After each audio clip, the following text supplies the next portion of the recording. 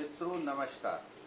प्रभात talks के इस चौथे वीडियो में आपका स्वागत है। मीरा के पद के चौथे पद्यांश के साथ इसे समझाने के लिए मैं आपकी सेवा में प्रस्तुत हुआ हूँ। इसके पहले के तीनों वीडियो को मिले आपके प्यार को देखते हुए और विद्यार्थियों की सुविधा को देखते हुए मैं चतुर्थ पद्यांश को आज आपको समझाने जा रहा हूं। आशा करता हूं कि पिछली प्रस्तुतियों से ये प्रस्तुति बेहतर हो और इससे आप लाभ प्राप्त कर सकें। प्रस्तुत पद्यांश में मीरा भगवान श्री कृष्ण के चरण कमलों का ध्यान रखने के लिए कह रही हैं।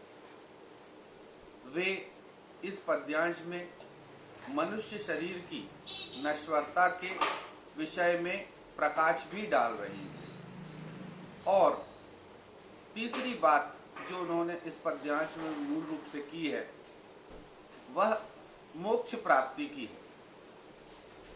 मानव जीवन में मोक्ष प्राप्त करने का अर्थ होता है जन्म मरण के बंधन से मुक्ति, क्योंकि ऐसा कहा जाता है कि मनुष्य की आत्मा को मरने और जन्म लेने में ही सबसे अधिक कष्ट होता है।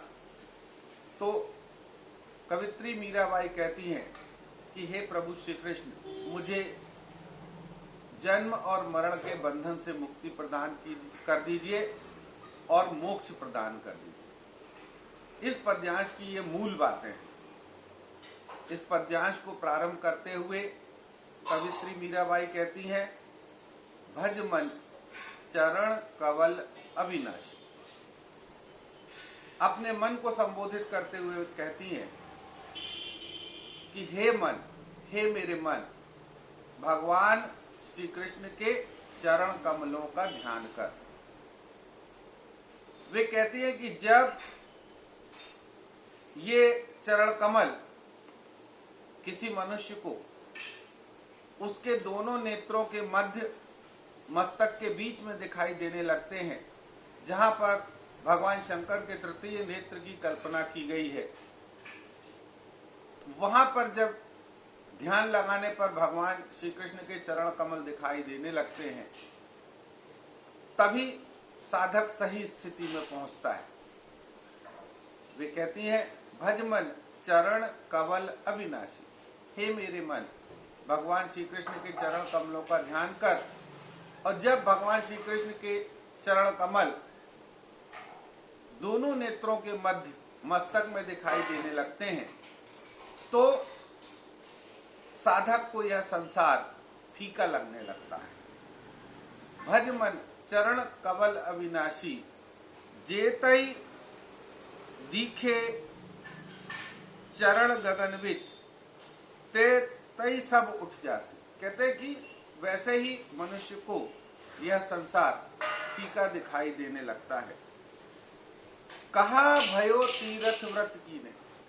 कहती हैं कि तीरथ और व्रत को करने से भी कुछ हासिल नहीं होता और न काशी जाने से हासिल होता है अगर व्यक्ति को भगवान श्री कृष्ण के चरण कमलों के दर्शन ना हो। वे कहती हैं, इस देही का गर्व न करना। कहती मनुष्य के शरीर का गर्व नहीं करना चाहिए, यह तो मिट्टी में मिल जाने वाली है। इसका जो अंतिम परिणाम है वह मिट्टी में मिल जाना ही है। वे कहती है, यो संसार चहर की बाजी। कहती हैं कि यह संसार जो है वो चौपड़ की बाजी के समान है, जो शाम होते ही उठ जाता है। मनुष्य का जीवन अत्यंत कम अवधि का है और यह इसका समापन होना तय है, यह इस शरीर का अंत होना तय है। मीरा इस बात की ओर ध्यान आपका आकर्षित कराना चाहती है।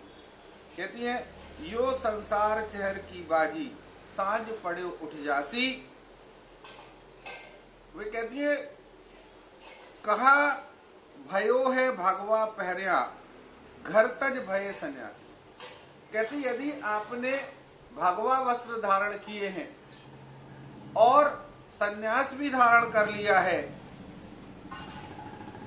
आप ईश्वर प्राप्ति के लिए जोगी हो गए हैं, सन्यासी हो गए हैं, और परंतु अगर आपका फिर से पुनर्जन्म हो गया, अर्थात यदि मोक्ष की प्राप्ति नहीं हुई, तो भगवा वस्त्र पहनना और सन्यासी हो जाना भी किसी काम आने वाला नहीं है, जब तक मनुष्य को मोक्ष की प्राप्ति ना हो।